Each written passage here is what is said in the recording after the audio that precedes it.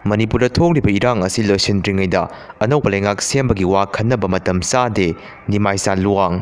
Naga area da Kukising na German Tiger Road semba yaroi. Naga area da Kukigi sugi kem thamba yaroi. Amadi NFSA posai sing sang nana yendabai Naga sing na rally satkre. Manipur thokliba irang asina mikok thibeda khurau thangadauri. Illegal immigrants sing khandoknaba tungda Manipur session tawbiu JFD.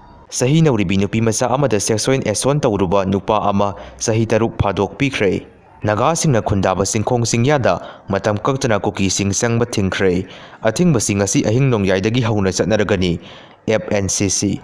Maming chatpa Delhi gi skul mangada classroom singi manungda bomb pokhaihangani haina tharaklaga gihalakpa men sing phakre. India da attack tawrakpada phaba oiba ngamloi haiba wafam Amisahana phongdokre.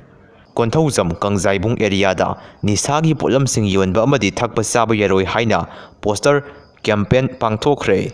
Pamungda lona hiplaga social media da laiminariba furup singi marakta kamunen thoknaba wahiwata sing thagaliba khudak lekpudabani KMWO. Manipur President Run Sangthaba Pamde, Manipur thokliba lan asi loisinduna miyamgi oiba lengak semba pami haina Mayasor Thaunauzamna phongdokre.